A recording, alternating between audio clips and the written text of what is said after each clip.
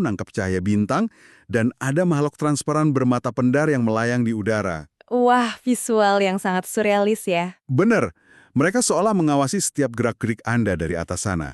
Jantung Anda pasti berdebar keras kan? Nah, selamat datang di sesi bedah cerita kita kali ini. Kita mengupas tuntas bagian keempat dari cahaya di antara dua dunia. Dan misi kita hari ini bukan cuma bahas fantasinya aja, tapi kita mau mengekstrak makna psikologis di balik ketakutan dan keberanian dari perjalanan karakter utamanya Raffi di kota cahaya ini. Ya, karena jujur aja, dilempar ke situasi kayak gitu, rasanya persis banget kayak hari pertama Anda di lingkungan kerja baru, atau mungkin memasuki fase hidup yang benar-benar asing. Segalanya aneh, Anda merasa terus diawasi, dihakimi, dan pastinya sangat rentan. Analogi yang pas banget tuh. Dan di tengah perasaan rentan dan jadi korban dari lingkungan asing itu, kepanikan Raffi tiba-tiba dipatahkan sama satu kalimat dari Arisha. Oh, kalimat yang soal tersesat itu ya? Betul. Arisha bilang, tidak ada yang tersesat di sini. Semua yang datang punya alasan. Secara psikologis, ini bukan sekedar kata-kata penenang loh. Terus, apa efeknya ke otak kita saat dengar kalimat kayak gitu di tengah kepanikan? Jadi gini, waktu kita merasa tersesat, otak kita kan otomatis masuk ke mode bertahan hidup. Amigdala mengambil alih, lalu kita panik.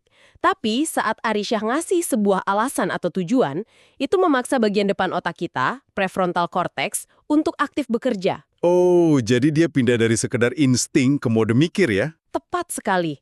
Otaknya beralih dari sekedar insting yang nanya gimana saya bisa lari, menjadi pola pikir strategis. Kayak, apa nih yang harus saya selesaikan di sini? Tapi, tunggu. Disinilah rasanya saya harus sedikit menantang ide itu. Boleh, gimana tuh? Bukankah kadang justru makin menakutkan kalau kita tiba-tiba dikasih tahu kita punya tujuan besar, padahal kita aslinya lagi panik. Maksud saya, insting alami kita saat ngerasa terancam kan cuma pengen lari balik ke zona nyaman. Iya, bener. Jadi beban dari sebuah alasan atau tujuan itu rasanya malah bisa sangat mengintimidasi kan? Itu sudut pandang yang sangat valid. Karena memang punya tujuan itu berat dan justru bisa nambah tekanan berkali-kali lipat. Makanya, kesadaran akan tujuan ini langsung ngebawa Raffi ke ujian pertamanya. Ujian di lapangan bercahaya itu ya? Bener.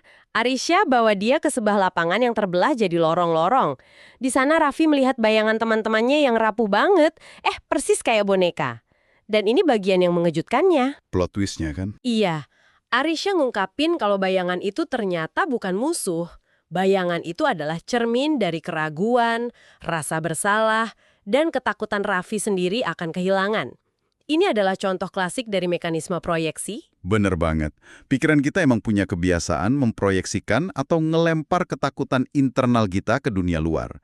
Jadi seolah-olah dunia itulah yang lagi nyerang kita. Sangat akurat. Dan pas baca bagian bagaimana Raffi ngadepin proyeksi ketakutan itu, jujur saya merinding sih.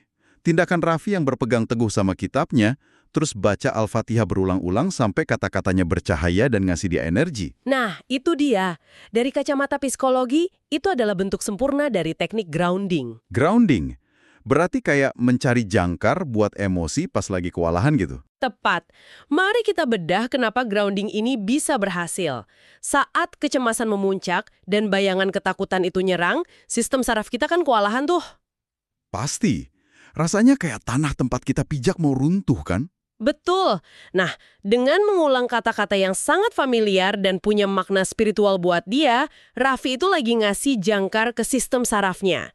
Ritme dan pengulangan itu ngirim sinyal ke otak kalau dia aman. Wah, pantesan hal itu nuntun dia buat tetap melangkah maju, meskipun kakinya gemetar ya. Iya, dan coba lihat resolusinya.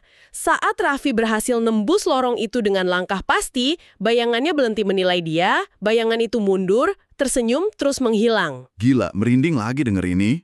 Ini membuktikan kalau rintangan di luar sana seringkali ikut menghilang saat ketakutan internalnya udah teratasi. Arisha pun ngingetin kalau ini baru awal dari konsekuensi setiap kata yang dia baca. Jadi rintangannya menghilang, begitu dia berhenti lari dari dirinya sendiri. Mari kita tarik ini ke dunia nyata Anda yang lagi dengerin. Coba pikir, seberapa sering rintangan yang Anda anggap musuh besar, entah itu atasan yang keras, atau pesaing bisnis. Atau sekedar situasi hidup yang lagi menekan ya? Iya, betul. Seberapa sering hal-hal itu ternyata cuma proyeksi dari rasa tidak aman Anda sendiri? Sering banget kita ngerasa lagi perang ngelawan dunia, padahal kita cuma lagi bertarung ngelawan cermin hati kita sendiri. Itu analogi yang sangat kuat. Dan ini jadi pemikiran akhir buat Anda renungkan. Kalau Raffi bisa menaklukkan bayangan ketakutannya karena kata-kata familiar yang dia baca punya energi buat ngubah realitas lantas, naskah atau kata-kata macam apa yang Anda baca dan ucapkan ke diri Anda sendiri setiap hari? Pertanyaan yang bagus untuk direnungkan. Apakah percakapan di kepala Anda saat ini sedang membangun jalan cahaya buat nuntun Anda melangkah? Atau justru nahan Anda sendirian di lorong ketakutan? Coba dipikirkan lagi.